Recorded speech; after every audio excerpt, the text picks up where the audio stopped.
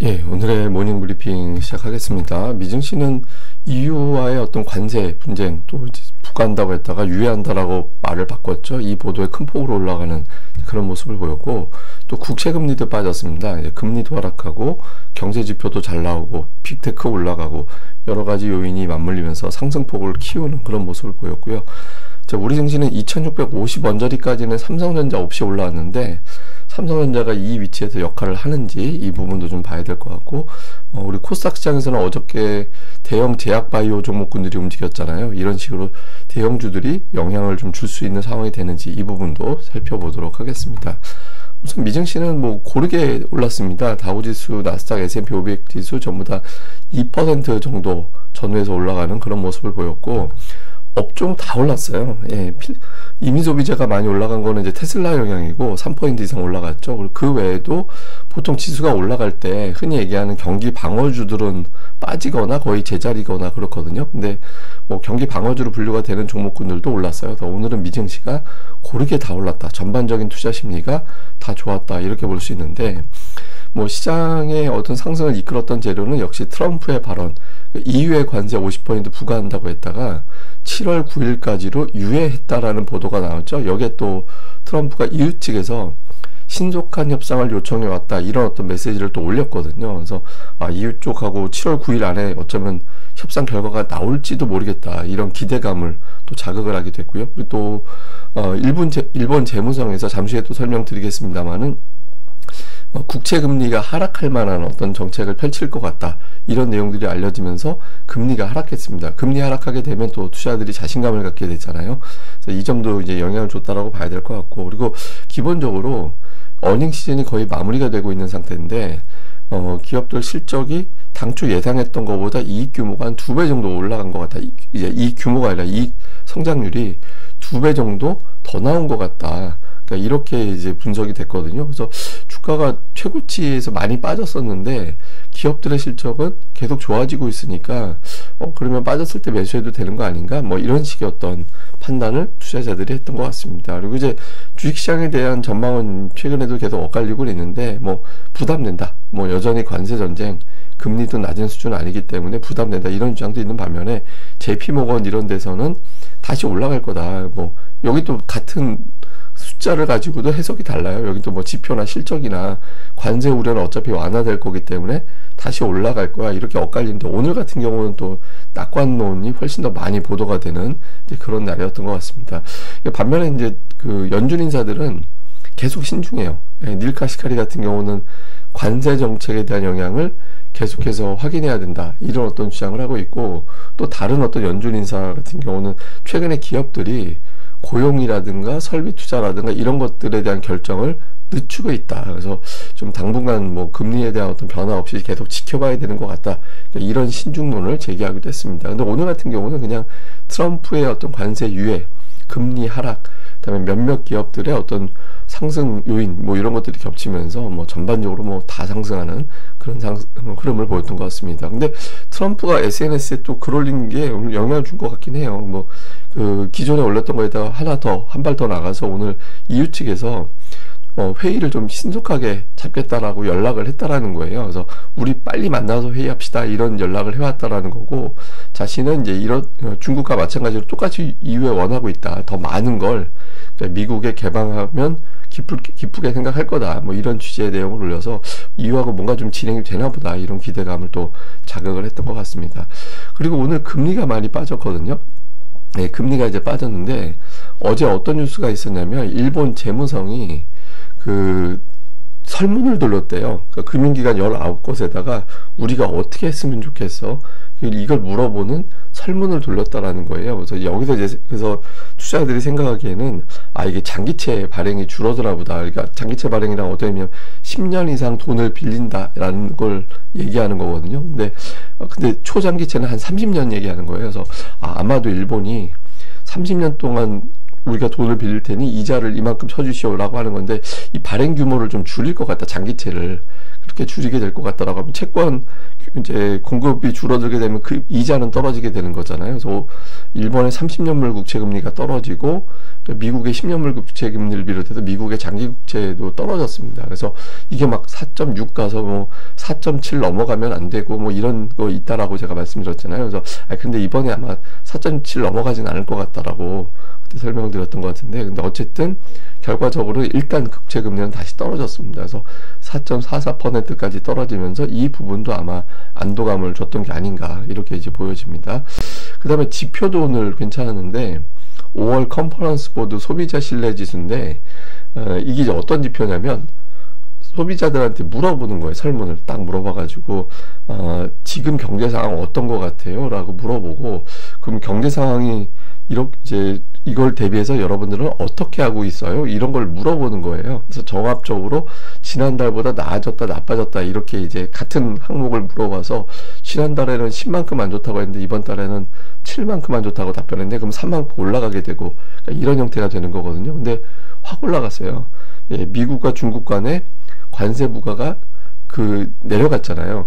그게 내려가면서 소비자 심리에도 일단 다행이다 이렇게 안도감을 주면서 이 지표가 확 올라갔거든요. 최근의 지표가 보통 우리가 이제 소프트 데이터, 하드 데이터 이렇게 나누는데 최근에 그 설문 지표들이 굉장히 안 좋았거든요. 심리 지표들이.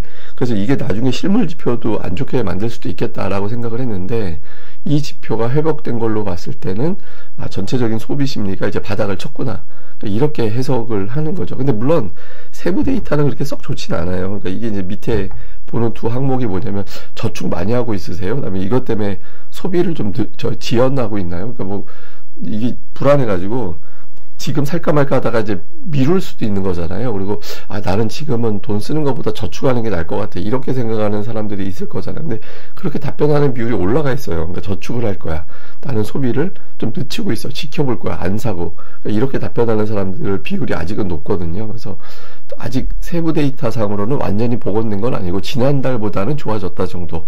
예, 그래서 조금 더 지켜보고 있구나라는 점을 다시 한번 확인을 하게 된 것 같습니다. 뭐 주요 종목으로는 오늘 시가총액 상위 종목 다 올랐는데 50위 이내 중에서 2개만 빠졌어요. 유나이티드헬스하고 AT&T 2개만 빠지고 50위 안에 종목들이 다 올라갔거든요. 근데 특히 테슬라가 많이 올라갔죠. 이제 머스크가 정적인 발언을 안 합니다. 예, 정적인 발언을 이제 안 하고 계속해서 이제 뭐 나 경영에 집중할 거야 이런 발언을 하거든요. 오늘도 그런 얘기해서 나 지금 정신없다, 나 경영하느라고 바빠, 뭐 테슬라 경영해야 되고 뭐 XAI에 집중해야 되고 나 이런 것 때문에 지금 정신없어. 그래서 이 사람이 진짜 요즘 열심히 경영하고 있구나라는 점이 확인이 되면서 테슬라가 주가가 7% 가까이 이제 급등을 하는 그런 모습을 보였고, 그 외에 이제 경기에 대한 어떤 안도감 이런 것들이 나오면서 여행주, 항공주, 뭐 놀러 가는 종목들 있잖아요. 뭐 크루즈, 카니발, 뭐 이런 종목들, 리조트 관련된 종목군들 이런 것들이 또 큰 폭으로 올라가는 그런 모습을 보였는데, 오늘 근데 워낙 상승 종목이 압도적으로 많아서 특징주로 꼽기도 좀 애매한 것 같아요. 그리고 이제 엔비디아가 오늘 3% 올라갔습니다. 엔비디아 관련 뉴스가 오늘 되게 많았어요. 근데 제가 이제 시간이 없으니까 이걸 다 설명드리지 못하는데, 그러니까 대체로 좀 반반인 것 같아요. 그러니까 실적에 대한 기대감, 또 일부에서는 중국을 털어냈을 텐데 중국의 모판 재고를 털었을 거라서 그것 때문에 기대치에 미치지 못할 거다라는 주장도 있긴 합니다. 근데 이제 전반적으로는 엔비디아 실적 발표 이후에 어떻게 메시지가 나오느냐에 따라서 이제 또 신고가로 도전하는 그런 흐름이 나올 수도 있다. 뭐 이런 기대감도 오늘은 작동이 됐던 것 같습니다. 자, 근데 이게 실적 발표가 미국 거의 끝나가잖아요. 근데 이제 이게 뭐냐면 실적이 딱 발표되고 이익 전망을 처리하는 기업들, 이익 전망 발표하려고 했다가 나는 이번에 도저히 상황상 못하겠어 이렇게 처리하는 기업들이 생각보다 많지 않았다라는 거예요. 그러니까 8개 정도 되는 기업인데 이게 코로나 때 185개가 철회했었거든요. 근데 이번에는 8개밖에 안 돼서 이 관세 영향으로 기업들이 실적 전망조차 못하는 그런 비율이 그렇게 높지는 않았구나. 그래서 뭐 그래도 어쨌든 이거를 완전한 불확실성보다는 그래도 이렇게 돼서 뭐 나름대로 시나리오는 그리고 있구나라는 점은 또 나름대로 또 안도감을 주거든요. 그래서 어닝 시즌 전체적으로 좀 무난하게 지나갔던 것 같아요. 결과적으로 보니 이렇게 이제 투자자들은 평가를 했던 것 같습니다. 자, 우리 증시가 중요하죠. 우리 증시는 최근에 그 코스피 지수를 놓고 보면 이게 되게 좀 특이한 패턴이에요. 보통 이렇게 올라갈 때가 되게 센 장이구나라고 보통 평가를 하는데, 이게 뭐냐면 하락을 며칠 동안 했다가 한 방에 많이 하는 이런 패턴이 나올 때, 이거 개별적인 종목도 이대로 적용을 해볼 수 있는데, 하여튼 2주 정도 하락하다가 한 방에 확 올리는 이런 케이스들이 시장이나 종목들 페이스가 되게 강할 때 보통 이런 사인이 나오거든요. 근데 실제로 보면 5월 10일 이후에 이제 코스피 지수 보면은 올라가는 날 되게 세게 올라가요. 막 30포인트, 32포인트, 23포인트 좀 어중간하지만 하여튼 52포인트. 그 사이에 하락폭이 만만치 않았던 날이 껴있거든요. 그런데 이걸 한 방에 확 뒤집어 버리는 그런 패턴이 나오고 있는 거죠. 그래서 이게 시장이 생각했던 것보다는 이제 대기 매수세가 좀 강하구나. 근데 문제는 뭐냐면 2650 언저리만 가면 소심해져요. 얘가 빠지면 매수는 잘 들어오는데, 이제 그런데 고점 딱 2650 언저리만 가면 소심해지는 그런 현상이 나오고 있거든요. 그래서 이런 것들을 돌파하기 위해서는 결과적으로는 이제 에이스 종목군들, 우리가 흔히 얘기하는 이제 뭐 우리가 보통 축구에서도 에이스가 결정적인 순간에 골을 넣어서 경기를 이기게 만드는 그런 역할을 하잖아요. 그래서 시가총액 최상단 종목의 역할이 이 위치에서 정말 필요하거든요. 그래서 그런 흐름이 나오는지 봐야 되고, 다음에 이제 코스닥은 어떤 게 고민이냐면 거래 대금이 너무 말라 있어요. 그러니까 빨간색이 코스닥 지수고 이 회색 영역이 거래 대금 추이거든요. 근데 거래 대금이 오히려 줄어들어 있어요. 코스닥이 한참 좋고 막 이럴 때는 이게 막 7조 원대 넘어가는 페이스로 가고 막 그랬었는데, 지금은 이제 7조 원은 커녕 막 6조 원 밑에서 머물러 있잖아요. 근데 어제 거래 대금이 살짝 증가되는 그런 모습을 보였거든요. 그래서 어제 6조 원대까지 거래 대금이 올라왔는데, 이게 이제 계속 늘어서 시장이 코스닥이 정말 이제 자리를 잡는구나라고 평가가 되려면 한 7조 원 정도 나가줘야 되거든요. 그래서 코스닥 지수의 등락도 의미가 있지만 거래 대금이 얼마나 나와주는지 그것도 되게 중요한데, 제가 보는 기준은 7조 원 정도, 7조 원 정도 가는 거래 대금이 나오면 이제 코스닥 쪽을 움직이는 큰 돈이 들어왔구나, 그러니까 이렇게 평가될 수 있어서 그쪽 방향으로 가게 되는지가 중요합니다. 근데 이게 최근에 보면 이 코스닥 종목의 거래 대금 상위 종목이거든요. 거래 대금 1위가 3천억이에요. 이 정도 가지고는 택도 없죠. 그러니까 1위 종목이 그러니까 이게 너무 또 그 특정 종목의 거래 대금을 많이 잡아먹으면 코스닥 상승 종목 수가 줄어드는 그런 효과가 있긴 한데, 어쨌든 그 거래 대금이 뭐 한 7조 원, 8천억, 1조 원 막 이 정도 나와주면서 시장을 확 끌어올리는 그런 어떤 자금 흐름이 확인이 돼야 되거든요. 근데 지금 코스닥 쪽은 너무 거래 대금이 이제 축소돼 있어서 이게 좀 회복되는지 여부도 되게 이제 중요할 것 같습니다. 그 다음에 이제 몇몇 특징 종목들 보면, 알테오젠이 어저께 최근에 이제 제약바이오 종목들이 부진했는데, 어제는 많이 올라가는 시도가 있었죠. 21선까지 올라가는데 이제 이런 종목군들이 움직이는지, 그 다음에 2차 전지는 계속 이제 저점 깨고 음봉 나오고 하루 회복하다가 또 음봉 나오고 이런 패턴이 좀 반복되고 있는데, 오늘 테슬라가 급반등을 했잖아요. 그래서 이게 또 2차 전지의 어떤 명분으로 작동을 하는지, 그 다음에 이제 그 반도체에 관련된 종목, 오늘 필라델피아 반도체 지수가 3% 넘게 올랐거든요. 그리고 엔비디아 실적이 이제 나오게 될 거잖아요. 그래서 이게 이제 변곡이 되는지, 그동안에는 강세를 보이는 거는 누가 뭐래도 원전, 방산, 뭐 이런 류의 종목군들이 이제 시장을 이끌었거든요. 근데 반면에 제약바이오, 2차 전지, 그다음에 반도체 이런 등등의 뭐 자동차 이런 수출주들은 관세 여파로 계속 부진했잖아요. 그러니까 지금 구도가 그대로 고정돼서 기존의 강세 종목들이 갈 거냐, 이제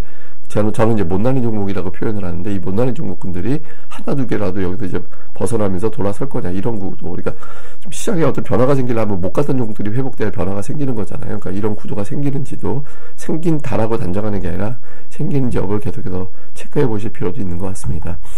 예, 일단 골드만삭스에서 한국 주식 매수하라고 했는데, 어제 일단 매도로 출발 이제 했거든요. 주의 어떤 흐름을. 외국인 투자자들이 여기서 이제 매수로 다시 가담을 해주느냐. 오늘장에서 특히 금리 빠졌고 미증시 올라갔고 업종이 우리나라가 좋아할 만한 업종들이 올라갔고, 이런 구도에서 외국인들이 오늘 매수하면 5월은 순매수로 끝나는 게 확실하게 되는 게 되거든요. 그래서 오늘 외국인 투자들의 흐름, 그리고 특히 이제 엔비디아 실적 발표 앞두고 있는 상태에서 관련된 종목군들이 어떤 반응이 나오느냐. 근데 이게 만약에 이런 이벤트에도 반응이 안 나오면, 그럼 그냥 계속 가전 종목들을 가지고 가겠다는 의미가 되거든요. 그래서 이런 이벤트에 반응이 나오는지 여부도 이제 시장 구도상 중요하고요. 그 다음에 뉴스가 최근에 계속 늘어나고 있는 게 방산하고 원전이잖아요. 근데 또 뉴스가 너무 많아요. 예, 뉴스가 또 너무 많은데, 오히려 이제 많으니까 그래도 여기에 집중하자가 되는지, 아니면 너무 많아서 이 기회에 그냥 일단 분산해야 되나? 그러니까 이런 식의 어떤 판단이 나올 수도 있거든요. 그래서 이런 측면도, 그 다음에 앞서 말씀드렸던 코스닥의 거래 대금이 어떻게 돌아가게 되느냐, 이 부분도 잘 살펴봐야 될 것 같습니다.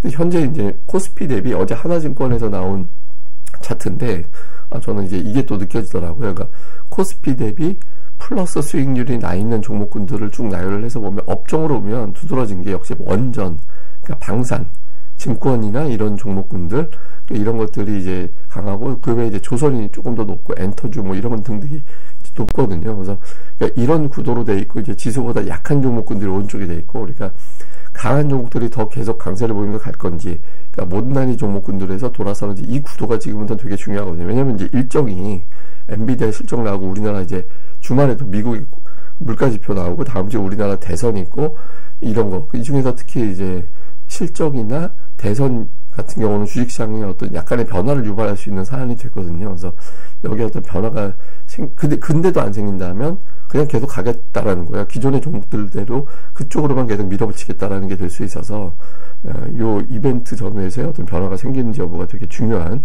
어떤 관전 포인트가 될 것 같습니다. 예, 그럼 또 오늘 하루 또 잘 보내시고요. 저는 또 다음에 뵙겠습니다. 이 방송 구독하기하고 좋아요, 꼭 좀 부탁드립니다. 감사합니다.